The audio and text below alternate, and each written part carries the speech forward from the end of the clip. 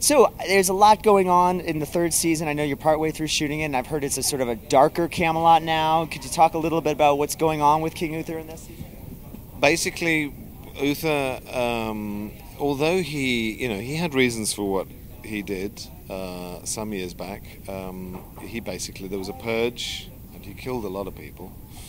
He did things that, as I say, he felt justified about. He's an old-style king, old-style father, and rule with a rod of iron and all that stuff.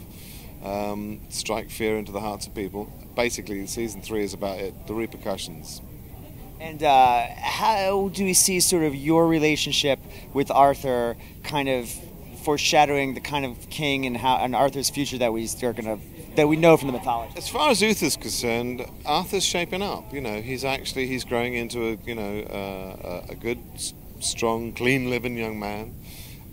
He doesn't really know that Arthur doesn't like the way he gets things done. He doesn't really know that Arthur has a mind of his own.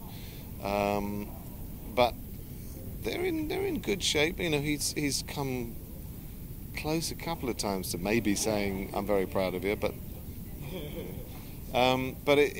it's their relationship is actually quite good at the moment. It's this relationship with Merlin that's not so great, right? Banning the magic. Well, at the moment, it's because he's having a little bit of a problem with his ward, Morgana, because Morgana's always been a bit wayward, and he doesn't, he basically, I don't know how much I can say. We open a year later. At the end of season 2, she disappeared. So when she comes back, basically he's more than happy. He's beside himself with worry that she's gone, and so it's their relationship. He's trying to sort of forge this relationship, and I don't think she's terribly keen.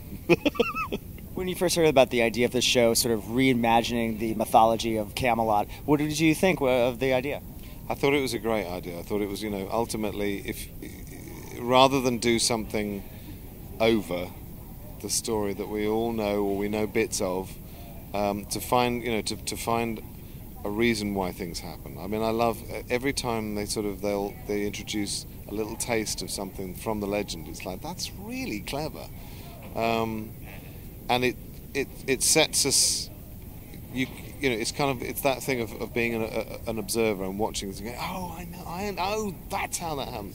And it's not the first time it's been on. Smallville was a great idea, and I think taking that element of what would have happened if, it gives you a great way of retelling, and it gives you all the humour and all the sort of all the pathology, all the romance, but in a different way. It just kind of turns it on its head,